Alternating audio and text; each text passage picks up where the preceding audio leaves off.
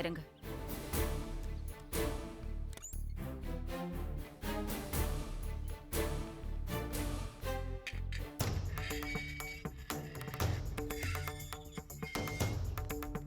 ம்.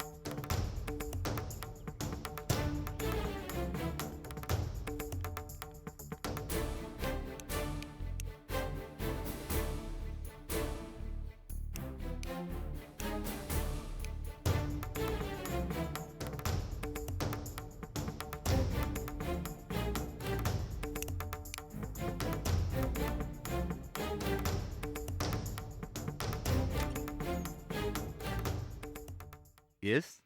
அ, மிஸ்டர் திலீப்ங்கிறது என் தம்பி தான். நீங்க? என் பேர் தமிழ்ச்செல்வி. உங்க தம்பி விஷயமா கொஞ்சம் பேசணும். உள்ள வாங்க. மேகல,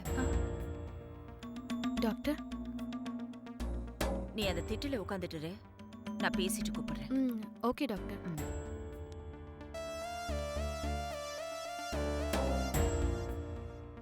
எஸ், கம் இன். ம். உட்காருங்க. தேங்க்யூ. நீங்க டாக்டரா? ஆமா, நானும் டாக்டர் தான். தெரியும். அதனால தான் அந்த பொண்ணோட பிரச்சனைய ஹாஸ்பிட்டலுக்கு கொண்டு போகாம உங்க வீட்டு அட்ரஸ கண்டுபிடிச்சி இங்க கொண்டு வந்திருக்கேன். நீங்க சொல்ற விஷயம் எனக்கு புரியலையே. புரியும்படியாவே சொல்றேன். என் கூட வந்திருக்கிற பொண்ணு பேரு மேகல. ம். அப்பா அம்மா இல்லாத அந்த பொண்ண எங்க அம்மா எங்க வீட்ல வச்சு வளர்த்தாங்க. அவ எனக்கு தங்கச்சி மாதிரி. It's okay. அதுக்கும் என் தம்பியை பத்தி விசாரிக்கிறதுக்கும் என்ன சம்பந்தம்? இருக்கிறதுனால தான் வந்திருக்கேன். என்னது? உங்க தம்பியால மேகலைக்கு அநியாயம் நடந்திருக்கு. என்ன அநியாயம்? அத நான் ஏன் வாயால சொல்றதை விட உங்க தம்பிக்கிட்டயே கேட்டுக்கோங்களேன். அவன் ஆபீஸுக்கு போயிருக்கான். பரவாயில்ல, நீங்களே சொல்லுங்க. என்ன பண்ணிட்டான்? போன் இருக்குல்ல சார், போன் பண்ணி கேளுங்க.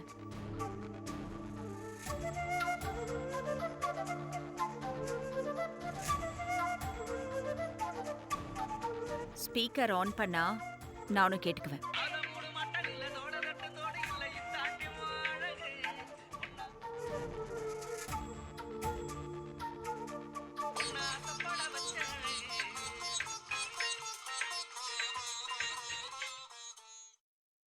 அண்ணா, எங்க இருக்க திலீப்? ஆபீஸ்ல இருக்கானா? ஏனா? டேய், உங்ககிட்ட இருந்து ஒரு சின்ன கிளாரிஃபிகேஷன் வேணும். என்ன கிளாரிஃபிகேஷன்? உனக்கு மேகலைன்னு யாரையாவது தெரியுமா? மேகலையா? யாரு? உன்னால மேகலைன்னு ஒரு பொண்ணுக்கு அநியாயம் நடந்துருச்சுன்னு சொல்லிக்கிட்டு வீட்டுக்கு ஒருத்தங்க என்ன பார்க்க வந்திருக்காங்க. ஓ, எனக்கு எந்த மேகலையும் தெரியாது. என்ன விஷயம் கேளுங்க. பேசுறீங்களா? Hello hello. Mister Dileep, yes. உங்களுக்கு எந்த மேகலையும் ஞாபகத்துக்கு வரலையா? சத்தியமா ஞாபகத்துக்கு வரல. யார் மேகலை? உங்களால பாதிக்கப்பட்டிருக்கிற மேகலைய கூட ஞாபகம் வச்சிருக்க முடியாத அளவுக்கு நீங்க பிஸியா இருக்கிற மாதிரி நடிக்கிறீங்களா? Hello, mind your tongue. என்ன ப்ராப்ளம் சொல்லாத வாய்க்கு வந்த மாதிரிலாம் பேசுறீங்க. Number 21 first cross street, Vedavalli Nagar. வீடு உங்களுக்கு ஞாபகம் இருக்கா? ஞாபகம் இருக்கா? இருக்கு. அந்த வீட்டுக்கும் மேகலைக்கும் என்ன சம்பந்தம்? அந்த வீட்ல நீங்களும் உங்க ஃப்ரெண்ட்ஸும் தண்ணி அடிச்சிட்டு கும்மால அடிச்சது ஞாபகம் இருக்கா? ஹலோ, அது என்னோட ஃப்ரெண்டு வீடு, எங்க மீட்டிங் பாயிண்ட். நாங்க அப்படிப்பட்டவங்க கிடையாது. அதெல்லாம் நான் ப்ரூவ் பண்றேன். ஓ. இப்ப மேகலை யாருன்னு உங்களுக்கு ஞாபகம் வந்திருக்கணுமே. அந்த ரோட்ல தெரியாம ஒரு கோழி மேல காரை ஏத்திட்டேன். அந்த கோழி பேரு மேகலையா? மிஸ்டர் திலீப், அந்த வீட்டுக்கு ஊதுவத்தி விக்க வந்த பொண்ணு பேரு மேகலை. நீங்க அங்கே இருங்க, நான் வீட்டுக்கு வரேன்.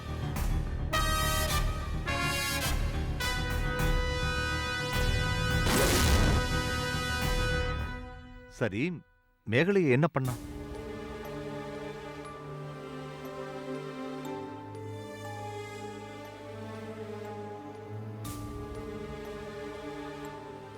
உங்களத்தான் டாக்டர். மேகலையை அவன் என்னதான் பண்ணா? 2-3 பேர் ஒன்னா சேர்ந்து அந்த மேகலைய கெடுத்துட்டாங்க.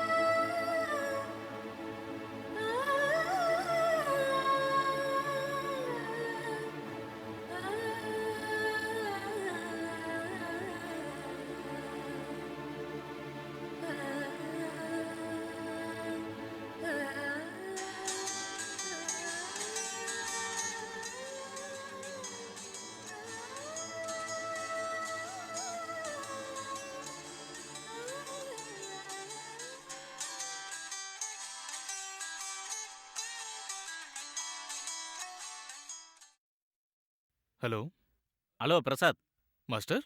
லில்லிக்கு எப்படி இருக்கு? மாஸ்டர், உடம்புல லேசா சூடு ஃபார்ம் ஆகுது.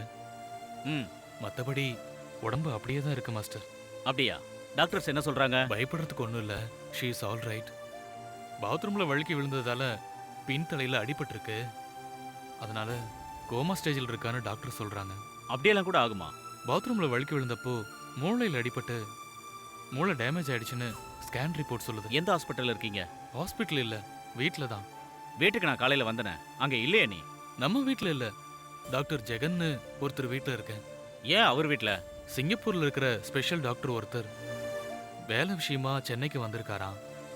அவர் புறப்பட்டு போறதுக்குள்ள ஒரு 10 நிமிஷம் லில்லியை பார்த்துட்டு போற மாதிரி டாக்டர் ஜெகன் எனக்காக ரெக்வஸ்ட் பண்ணியிருக்காரு. அதுக்காக ம், ஏர்போர்ட் பக்கத்தில் இருக்கிற வேதவள்ளி நகர்ல இருக்கிற அவரோட கெஸ்ட் ஹவுஸ்ல வந்து தங்கிக்க சொன்னாரு. இப்ப அங்கதான் இருக்கேன். ஹாஸ்பிட்டல்ல இல்லனா பரவாயில்லையாமா? லில்லிக்கு எல்லா ஃபங்க்ஷன்ஸும் கரெக்டா இருக்கு. எப்போ முழிப்பு வரும், எப்போ கோமா விலகுங்கிறது தான் பிரச்சனை. ம், அதனால நோ ட்ரீட்மெண்ட். சாதாரணமா தூங்குற மாதிரி தான் இருக்கா. ஓகே. நான் சாயந்தரமா உன்னை பார்க்க அங்க வரேன். சரிங்க மாஸ்டர். ஆமா, உங்க அக்காவுக்கு ஃபோன் பண்ணியா? பண்ண மாஸ்டர். என்ன சொன்னாங்க? ஒன்னு சொன்னவ அதுக்கப்புறம் லைனை கட் பண்ணிட்டான். மறுபடியும் ட்ரை பண்ணி விஷயத்த சொல்ல வேண்டியதானே? நான் லில்லியை கல்யாணம் பண்ணிக்கிறது அவளுக்கு சுத்தமா பிடிக்கல. இந்த மாதிரி நேரத்துல உதவியா இருப்பான்னு தான் அவளுக்கு ஃபோன் பண்ணேன். அவ ஹெல்ப்லெஸ்னு புரிஞ்சிருச்சு. மறுபடியும் ட்ரை பண்றேன். நான் வேணா பேசட்டுமா? வேணாம் மாஸ்டர், நான் பாத்துக்கிறேன். சரி, நான் ஈவினிங் ஃபோன் பண்ணிட்டு அங்க வரேன். Okay master. ஓகே.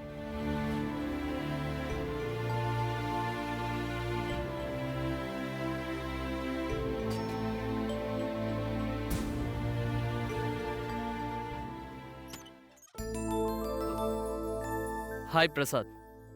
வாங்க. வீடெல்லாம் வசதியா இருக்கா? எங்க வீட்டை கம்பேர் பண்ணும்போது இது கோட்டை மாதிரி சார். நல்லா வசதியா இருக்கு. எப்படி இருக்காங்க உங்க ஒய்ஃப்? அதே கண்டிஷன் தான் சார். பார்க்கலாமா? தாராளமா வாங்க. ம். வாங்க. ம்.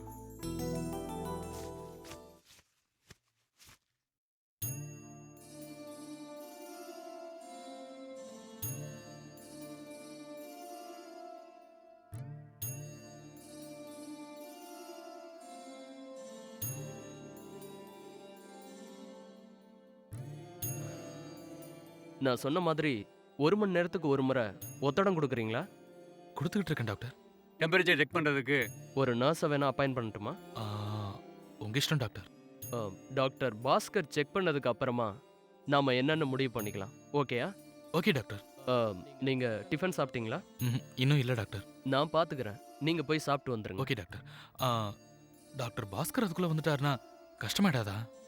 அவர் வர்றதுக்கு இன்னும் 20 நிமிஷம் ஆகும். நீங்க போயிட்டு வாங்க. Okay doctor. வாங்க.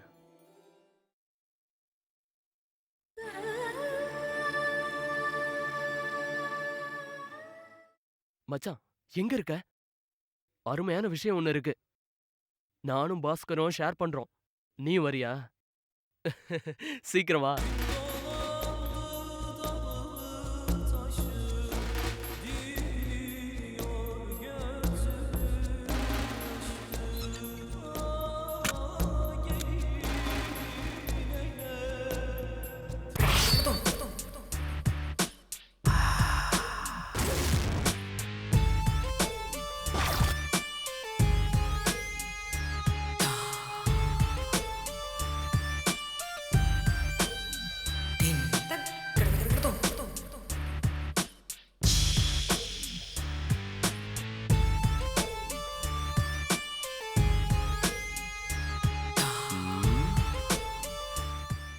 என் செல்லண்டி நீ.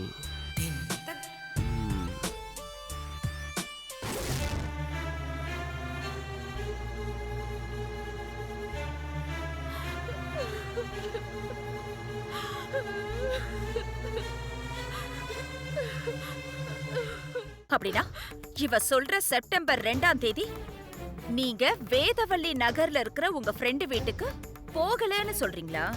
நான் போனேன், அங்கதான் இருந்தேன். நீ தனியா இருந்தியா இல்ல கூட யாராவது இருந்தாங்க? தனியா தான் இருந்தேனே. கூட 3 பேர் இருந்ததா இவ சொல்றது பொய் இல்லையா? ஏமா மேகல, உனக்கு என்கிட்ட ஏதாவது வேணும்னா நேரடியாவே கேளு. எதுக்கு இப்படி அபாண்டமா என் மேல பழிய போடுற? நான் பழி போடுறேனா சார்? பின்ன இல்லையா? நீ என்ன பாத்திருக்கியா? பார்க்காமலா சார் இவ்வளவு போராடிட்டு இருக்கேன்? என்ன நீ எங்க பார்த்த? அந்த வீட்ல ஊதுவத்தி விக்க வந்த என்ன உள்ள வர சொல்லி என்ன கூப்பிடல.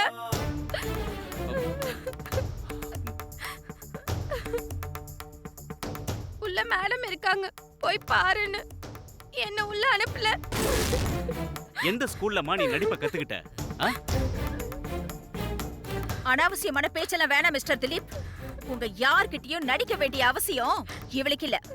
எந்த பொண்ணையும் தனியா உள்ள கூப்பிடுற பழக்கம் எனக்கும் இல்ல. அப்போ இந்த பொண்ணு சொல்றதெல்லாம் பொய்யா திலீப்? ஆமாண்ணா, எனக்கு இந்த பொண்ணை யாருன்னே தெரியாது. முன்ன பின்ன பார்த்தது கூட கிடையாது. பார்க்காம எப்படி சார்? செப்டம்பர் 2ஆம் தேதி நீங்க வேதவள்ளி நகர் வீட்ல இருந்த விஷயம் இவளுக்கு தெரிஞ்சிருக்கு. இங்க பாருங்க மேடம், டாக்டர் தமிழ்ச்செல்வி, என் தம்பியை எதாச்சும் அந்த வீட்ல வச்சு உங்க மாதிரி தங்கச்சி பார்த்திருக்கலாம். அத வச்சுக்கிட்டு நீங்க லாஜிக் இல்லாம பேசக்கூடாது. இப்ப என்ன பண்ணணும் அத சொல்லுங்க. அப்படின்னா உங்க மாதிரி தங்கச்சிய என் தம்பியும் அவன் ஃப்ரெண்ட்ஸுங்களும் சேர்ந்து கெடுத்துட்டாங்கன்னு சொல்றீங்களா? ஆமா. சரி, இப்ப அதுக்கு என்ன காம்பன்சேஷன்? அண்ணா, நான் அந்த மாதிரிலாம் எதுவும் பண்ணல. என் தம்பியும் அவன் ஃப்ரெண்ட்ஸுகளும் தான் உங்க மேகலையை கெடுத்துட்டாங்கன்னு நான் ஒத்துக்கிறேன். அண்ணா, இப்ப அதுக்கு நான் என்ன பண்ணணும்? இவளை கல்யாணம் பண்ணிக்கணும். யார் கல்யாணம் பண்ணிக்கிறது? இவ யாரால பாதிக்கப்பட்டாலோ அவங்க தானே இவளுக்கு வாழ்க்கை கொடுக்கணும். முதல்ல நீங்க என்கிட்ட என்ன சொன்னீங்க டாக்டர்? என்ன சொன்ன? 2-3 பேர் சேர்ந்து மேகலையே கெடுத்துட்டாங்கன்னு சொன்னீங்களா இல்லையா? ஆமா. அந்த 2-3 பேர்ல யாரு மேகலையே கல்யாணம் பண்ணிக்கணும்? இவள அந்த 2-3 பேருக்கு யார் தாரவாத்து கொடுத்தாங்களோ அவங்க தான் கல்யாணம் பண்ணிக்கணும். யாரு தார வத்தது? உங்க தம்பி தான். அதனால என் தம்பியை குறி வச்சு நீங்க வந்திருக்கீங்க இல்லையா? ஆமா. என் தம்பிக்கு கண்டவங்களை எல்லாம் கட்டி வைக்கிறதுக்கு எனக்கு என்ன பைத்தியமா பிடிச்சிருக்கு? டாக்டர் அனந்தமூர்த்தி, என்ன உங்க தம்பினா உங்களுக்கு உயிர்னு நான் கேள்விப்பட்டேன். அவர் இன்னைக்கு இந்த அளவுக்கு கீழ்த்தரமான வேலை பண்றாருன்னா அதுக்கு காரணம் பின்னாடி நீங்க இருக்கீங்கன்ற தைரியம் தான் சொன்னாங்க. நான் நம்பல. இப்போ கண்ணால பாக்குறேன். கிளம்புங்க டாக்டர். அப்படின்னா மேகலையோட கதி? அவ போய் சொல்றா, நீங்களும் நம்பாதீங்க. உங்க தம்பி இவ்வளவு கெடுத்ததை நீங்க நம்பல? இல்ல, உங்க தம்பி செப்டம்பர் 2ஆம் தேதி அந்த வீட்ல இருந்ததை நிரூபிச்சா கூட நம்ப மாட்டீங்கல்ல? மாட்டேன். சரி.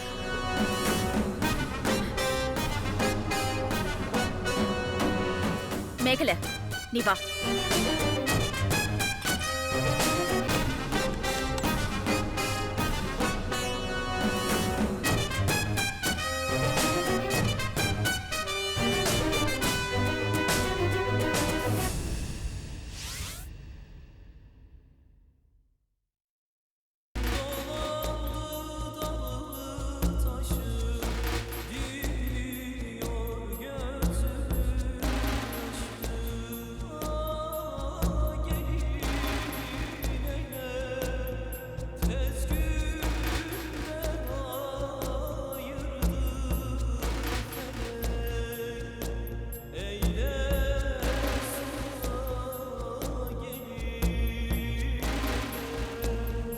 எத்தனை மணிக்கு வர முடியும்? ஓ, 11 மணியா?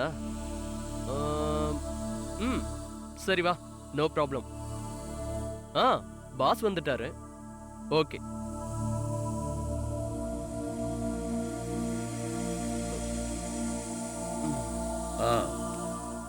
உங்க பேர் என்ன சொன்னீங்க?